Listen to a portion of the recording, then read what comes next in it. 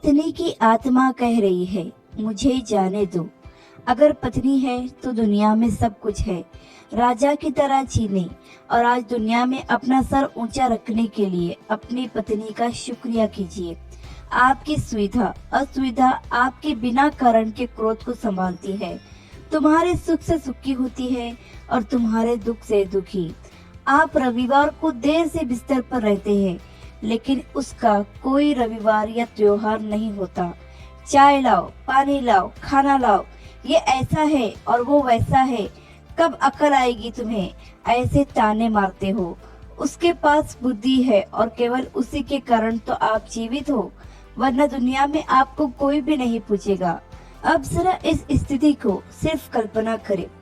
एक दिन पत्नी अचानक रात को गुजर जाती है, यानी मर जाती है। घर में रोने की आवाज आ रही है। पत्नी का अंतिम दर्शन चल रहा था। उस वक्त पत्नी की आत्मा जाते जाते जो कह रही है उसका वर्णन, मैं अभी जा रही हूँ, अब फिर कभी नहीं मिलेंगे, तो मैं जा रही हूँ। जिस दिन शादी के फेरे लिए थे उस वक्त साथ साथ जिएंगे ऐसा वचन दिया था, पर इस तरह अचानक अकेले जाना पड़ेगा ये मुझको नहीं पता था। मुझे जाने दो। अपने आंगन में अपना शरीर छोड़कर जा रही हूँ। बहुत दर्द हो रहा है मुझे, लेकिन मैं मजबूर हूँ। अब मैं जा रही हूँ। मेरा मन नहीं मान रहा, अब मैं कुछ नहीं कर सकती, मुझे जाने दो। बेटा और बहू रो रहे हैं, देखो। मैं ऐसा नहीं देख सकती और उनको दिलासा भी नहीं दे सकती। तोता बा बा बा कह रहा है, उसे शांत करो, बिल्कुल ध्यान नहीं दे रहे हैं। हाँ, और आप भी मन मजबूत रखना और बिल्कुल ढीले न हो। मुझे जाने दो।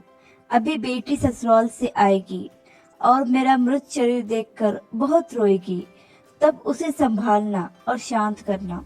और आप भी बिल्कुल नहीं रोना, मुझे जाने दो। जिसका जन्म हुआ है उसकी मृत्यु निश्चित है। जो भी इस दुनिया में आया है वो यहाँ से ऊपर गया है। धीरे धीरे मुझे भूल जाना, मुझे बहुत याद नहीं करना और इस जीवन में फिर से काम में डूब जाना। अब मेरे बिना जीवन जीने की आदत जल्दी से डाल लेना, मुझे जाने दो। आपने इस जीवन में मेरा कहा कभी नहीं माना है। अब जिद छोड़कर व्यवहार में विनम्र रहना।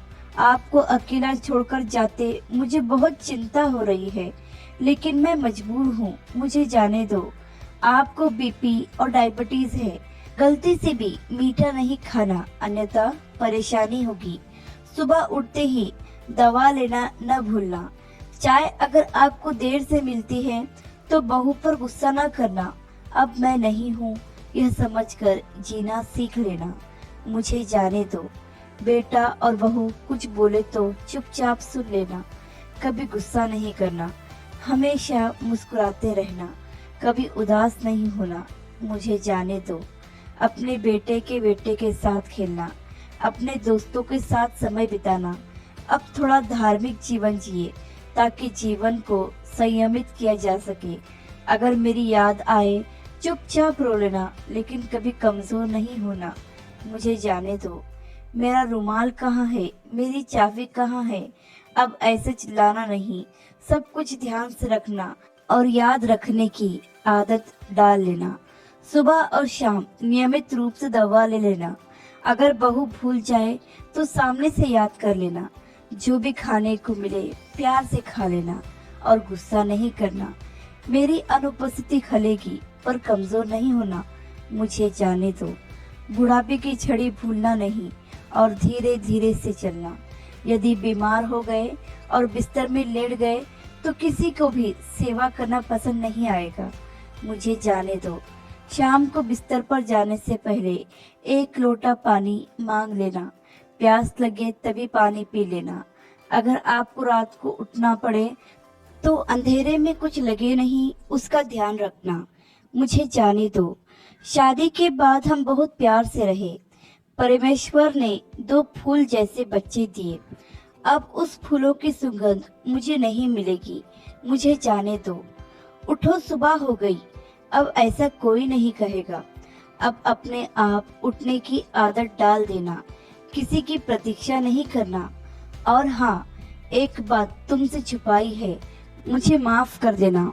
आपको बिना बताए बाजू के पोस्ट ऑफिस में बचत खाता खुलवाकर 14 लाख रुपए जमा किए हैं। मेरी दादी ने सिखाया था, एक एक रुपये जमा करके कोने में रख दिया। इसमें से 5-5 लाख बहू और बेटी को देना और अपने खाते में 4 लाख रखना आपके लिए। मुझे जाने दो। भगवान की भक्ति और पूजा करना भूलना नहीं। अब फिर कभी नहीं मिलेंगे। मुझसे कोई भी गलती हुई हो तो मुझे माफ कर देना। मुझे जाने दो, मुझे जाने दो। प्यारे दोस्तों, वक्त रहते अपनी पत्नी या अपने पति की कदर करना। ऐसा ना हो कि आपको बाद में पछताना पड़े। आशा करती हूँ कि ये कहानी आपको पसंद आई होगी। कहानी पसंद आए तो लाइक, सब्सक्राइब और शेयर करें। और इस कहानी पर आपकी क्या राय है हमें कमेंट करके जरूर बताएं। धन्यवाद।